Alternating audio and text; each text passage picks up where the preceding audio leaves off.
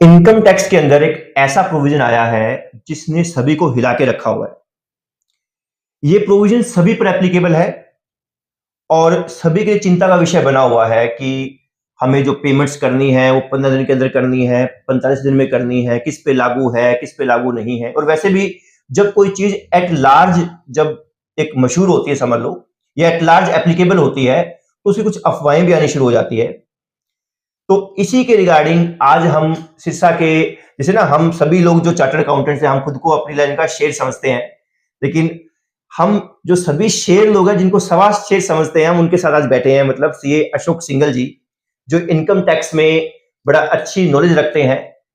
तो हमारा ये भी प्लान था कि क्यों ना हम ये जो इतना पब्लिक एट लार्ज जो एप्लीकेबल होने वाला प्रोविजन है, इसके बारे में हम अशोक सर से ही डिस्कस करें। तो सबसे पहले तो मैं अशोक सर का वेलकम करता हूं इस वीडियो के अंदर, या आपने हमें टाइम दिया। सर, ये जो 15 डेज 45 डेज ये जो पेमेंट का जो प्रोविजन की जो बात हो रही है, ये क्या है, किस पे एप्लीकेबल है, क्या चीज है ये, थोड़ा सा आप डिटेल में बताइए sir. Thank you very much दरवेश जी, जो आपने ये इतना बर्निंग टॉपिक जो आजकल चल रहा है, तो लोगों को इसके बारे में पूरी जानकारी हो कि ये क्या है, आपने ये सेशन रखा। तो मैं पूरा प्रयास करूंगा इसमें ज़्यादा से ज़्यादा इसको क्लैरिफाई करने की कोशिश करूंगा।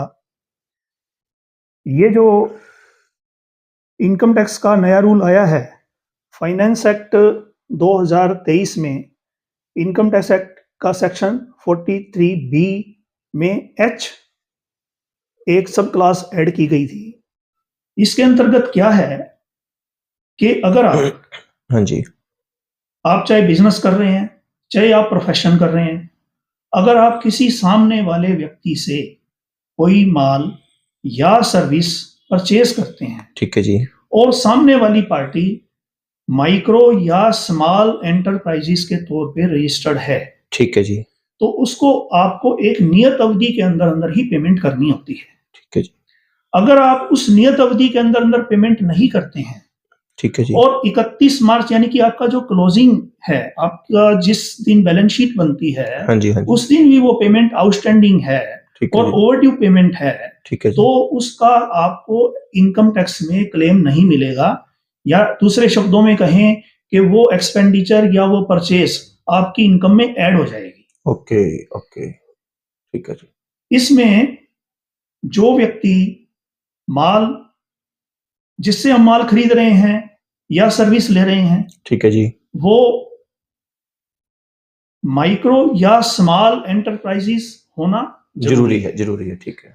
और माइक्रो और स्मॉल एंटरप्राइजेस के तौर पे उसका रजिस्टर होना जरूरी है, उद्यम रजिस्ट्रेशन उसके पास होना चाहिए, ठीक है जी, ठीक है, ओके ओके। इसमें जो समयावधि है, हाँ जी, जैसे 15 दिन या 45 दिन की जो बात चल रही है, हाँ जी, हाँ जी, अगर मान लीजिए कि हमारा कोई वास्तव में कोई रिटर्न एग्रीमेंट है ही नहीं, ठीक है, कि हम कितने टाइम में पेमेंट करेंगे, ठीक, नॉर्मल जैसे सेल परचेज चल रही है, नॉर्मल उधार, हाँ ठीक है, तो उस दशा में 15 दिन एप्लीकेबल होंगे। ओके, यानी कि हमें 15 दिन के अंदर अंदर उसको पेमेंट करनी होती है, ठीक है।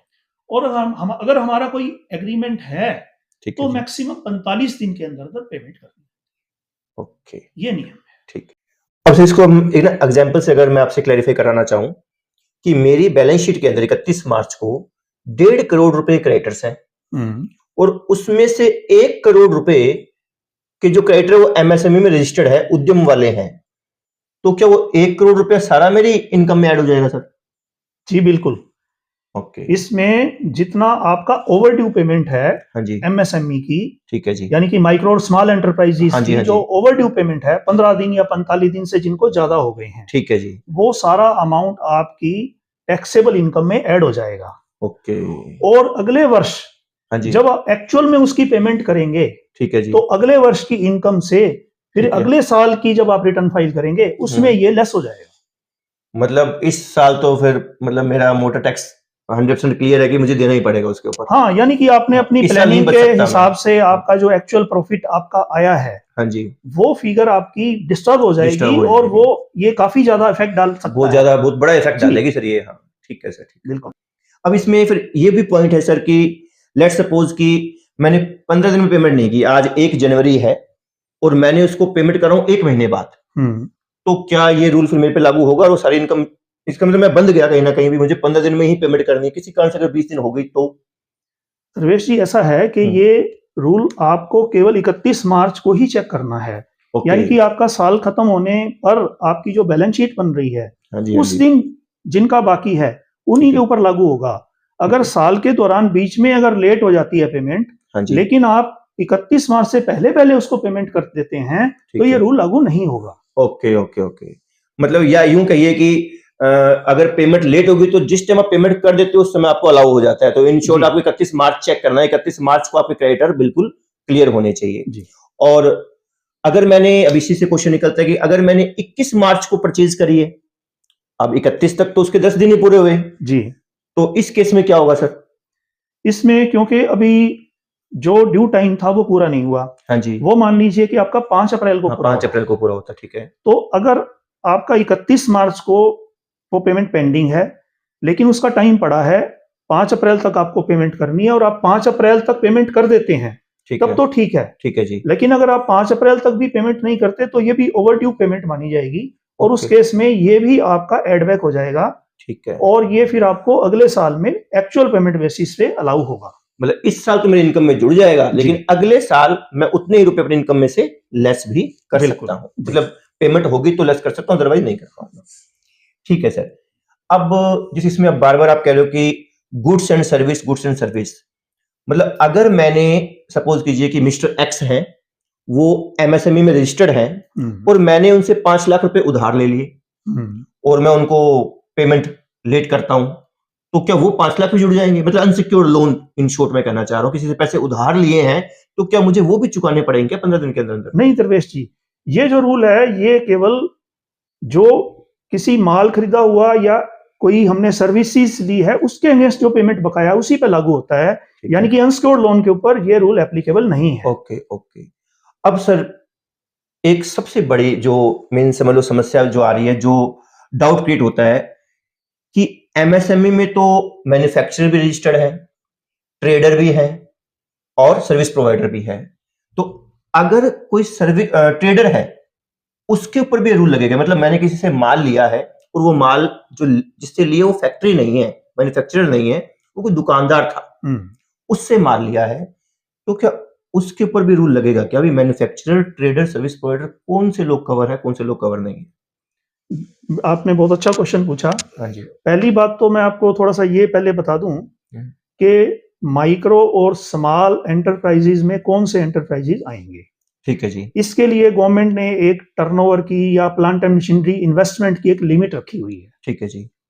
जिनकी प्लांट एंड मशीनरी की इन्वेस्टमेंट 10 करोड़ रुपए से कम है, ठीक है जी। और जिनकी टर्नओवर भी 50 करोड़ रुपए से अधिक नहीं है, ठीक है जी। यानी कि प्लांट एंड मशीनरी की इन्वेस्टमेंट 10 करोड़ और टर्नओवर उनकी 50 करोड़ से अधिक नहीं है, ठीक है जी। केवल वो लोग ही माइक्रो और स्मॉल एंटरप्राइजेज में आते हैं। दूसरी बात यह है कि ये लोग, इनका एमएसएमई एक्ट के अंतर्गत रजिस्टर होना भी जरूरी है, यानी कि उद्यम रजिस्ट्रेशन। यस, होना चाहिए। यानी कि उन्होंने उद्यम रजिस्ट्रेशन लिया हो। मान लीजिए कि टर्नओवर क्राइटेरिया में तो वो कम है, उनकी 50 करोड़ से कम टर्नओवर है, ठीक है जी। लेकिन उन्होंने रजिस्ट्रेशन नहीं ले रखा, तो ठीक है। उनको हम माइक्रो या स्मॉल एंटरप्राइजेज नहीं कहेंगे। ठीक है। ठीक है। पहली बात तो ये है। दूसरी बात, इसमें केवल मैन्युफैक्चरर और सर्विस प्रोवाइडर ही आते हैं, ओके। यानी कि इसमें ट्रेडर को एक्सक्लूड कर दिया गया है। ये बड़ी इंपॉर्टेंट बात कह रहे हैं सर। अब ये जो आप एक्सक्लूजन कह रहे हो सर, ये सबसे बड़ी समस्या है कि अब आज के दिन मार्केट में क्या चल रहा है कि सभी लोग कवर्ड हैं, सभी लोग कवर्ड हैं। मतलब अगर मैं किसी ट्रेडर से माल लेता हूं, किसी होलसेलर से या रिटेलर से, उनसे अगर माल लेता हूं तो उनकी पेमेंट चाहे मैं जब मर्जी करूं इस रूल के तहत, बिल्कुल, मुझे कोई समस्या नहीं है। तो ये बड़ी इंपॉर्टेंट बात है कि ट्रेडर्स के ऊपर ये रूल नहीं लगता। अगर आप माल खरीदते हो दुकानदारों से, होलसेलर्स वगैरह से खरीदते हो, तो आपके ऊपर ये रूल नहीं लगेगा। अगर आप फैक्ट्री से खरीदते हो तो वो एमएसएमई वाली फैक्ट्री होनी चाहिए, छोटा मैन्युफैक्चरर होना चाहिए। और कोई रिलायंस कंपनी से खरीदा, मान लो आपने रिलायंस जैसी कोई बड़ी कंपनी है जो एमएसएमई में नहीं आती, उन लोगों से माल लेते हो तो भी ये रूल नहीं लगेगा। इसमें मैं एक पॉइंट और आपको बता दूं कि जो ट्रेडर की बात आपने करी, हाँ जी। हालांकि ट्रेडर माइक्रो या स्मॉल एंटरप्राइजेस के तौर पे रजिस्टर हो सकता है, उद्यम हाँ, रजिस्ट्रेशन बिल्कुल, उसका हाँ, हो बिल्कुल, हाँ, सकता होता है, है, बिल्कुल होता है उनका सर। होता है कई बार। हम्म, लेकिन गवर्नमेंट ने उनको केवल बैंक से जैसे वो लोन ले रहे हैं, हाँ जी, तो private primary sector sector lending, जो लैंडिंग लैंडिंग, है लैंडिंग, हाँ जी, हाँ जी। उसका बेनिफिट देने के लिए केवल उनको रजिस्ट्रेशन दिया है। इसका सर कोई आप कोई कोट कर सकते हो भी ट्रेडर को बाहर हम जैसे कर रहे हैं, कोई लीगल प्रोविजन कोई आपके पास हो ऐसा जो ये जस्टिफाई करते हो हाँ ट्रेडर इस रूल के कारण बाहर है भाई? इसका गवर्नमेंट ने एक ऑफिस मेमोरेंडो ठीक है, 1/9/2021 को एक निकाला था, ठीक है जी। ये आई जिसके थिंक आपके तहत पास इसी कॉपी पड़ी है ना? जी, ओके, जिसके तहत ठीक है, इसमें बड़ा क्लियर कट लिखा हुआ है ठीक है जी, कि जो ट्रेडर्स हैं उनको डिलेड पेमेंट का बेनिफिट नहीं मिलेगा। इसीलिए मैं ये कह रहा हूं कि इसमें ये जो इनकम टैक्स का रूल है ये केवल मैन्युफैक्चरर और सर्विस प्रोवाइडर्स के लिए ही है। Okay okay. ये एक ना ऑफिस मेमोरेंडम है एमएसएमई डिपार्टमेंट का, ये आपको स्क्रीन पे डिटेल में दिख जाएगा। मतलब इसमें ये क्लियरली मेंशन्ड है कि ट्रेडर्स के ऊपर ये प्रोविजन नहीं लगता। भी लिखा हुआ है इसके अंदर कि भाई होलसेल ट्रेड और रिटेल ट्रेड के जो एमएसएमईज है restricted up to priority sector lending only and any other benefit including provisions of delayed payment as per MSMED act are excluded. तो ये एक तरह से लीगल बैक है हमारी बात की, जो आप बात कह रहे हैं उसका ये एक लीगली बैक करता है ये डॉक्यूमेंट। तो इस डॉक्यूमेंट की आप सब लोग हेल्प ले सकते हैं जब भी कहीं ये अफवाहें आपको सुनने को मिले कि ट्रेडर्स के ऊपर ये चीज एप्लीकेबल है या नहीं, तो हम कह सकते हैं एप्लीकेबल नहीं है। ठीक है सर, तो अब अगर हम सर सम अप करें तो आप चाहे छोटे व्यापारी हो चाहे बड़े व्यापारी हो, चाहे आप एमएसएमई में हो या आप एमएसएमई में नहीं हो, आपके ऊपर ये रूल तो एप्लीकेबल है। ओके, रूल क्या है? रूल ये है कि जिनसे आप गुड्स या सर्विसेज खरीदते हो, पैसे उधार लेने की बात नहीं है, जिनसे आप गुड्स या सर्विसेज खरीदते हो, अगर वो एमएसएमई में रजिस्टर्ड है तो आपको पेमेंट 15 दिन के अंदर करनी है, यही बात है ना सर? और अगर एग्रीमेंट है तो सर 45 डेज, मैक्सिमम 45 डेज तक आपको पेमेंट करनी है। इंपॉर्टेंट ये भी है कि गुड्स खरीदना किससे है? ओनली फैक्ट्री वाले से खरीदना है, ऐसे मैन्युफैक्चरर से खरीदना है जो एमएसएमई में रजिस्टर्ड है। अगर आप दुकानदार से खरीदते हो, ट्रेडर से खरीदते हो, तो आपके ऊपर ये रूल नहीं लगेगा। ये बड़ा इंपॉर्टेंट पॉइंट है सर हमारे डिस्कशन का। सबसे इंपॉर्टेंट पॉइंट ही मेरे हिसाब से यही निकलेगा सर, लोगों को डाउट ही बड़ा था इसके ऊपर। तो आपको ये अच्छा, जब आप पेमेंट कर दोगे उनको, लेट सपोज कि इसकी कट ऑफ डेट आप सुन लीजिए 31 मार्च है, 31 मार्च से पहले पहले आपने सारी पेमेंट्स कर देनी है। अगर आपने लास्ट के दिनों में, मार्च के लास्ट के अंतिम दिनों में कोई परचेज करी है तो अपने 15 दिन गिन लीजिएगा, 5 अप्रैल 10 अप्रैल जो भी बनती है तब तक आप पेमेंट कर दीजिएगा। अगर नहीं करोगे तो जितने रुपए का आपका माल उधार खरीदा हुआ है जिसकी पेमेंट आपने नहीं करी है वो आपकी इनकम में एड बैक हो जाएगा। और ध्यान रखिएगा ये अमाउंट बहुत बड़ी होने वाली है। अगर आपने इसकी इग्नोरेंस की, अगर आपने इस पर ध्यान नहीं दिया तो आपकी इनकम में बहुत बड़ी अमाउंट ऐड होके आ जाएगी और उसका टैक्स भी 30% के हिसाब से बहुत ज्यादा पड़ जाएगा, क्योंकि हाई अमाउंट है तो फिर स्लैब तो नो डाउट ऊपर वाली जाने वाली है। तो सर बहुत बहुत धन्यवाद, आपने ये बड़ा इंपॉर्टेंट प्रोविजन था जो हम सब के लिए ही क्या एक तरह से ना डिस्कशन का पॉइंट था, क्लियर हो नहीं रहा था। व्हाट्सएप यूनिवर्सिटी से बहुत सारी अफवाहें हमारे सामने आ जाती है, तो ये जो अभी आपने स्पेशली ये जो प्रोविजन का जो लीगली बैक करके डॉक्यूमेंट दिया है, ऑफिस मेमोरेंडम दिया है, ये बहुत ज्यादा हेल्प करेगा जो ये जस्टिफाई करता है कि ट्रेडर्स इसके अंदर शामिल नहीं है।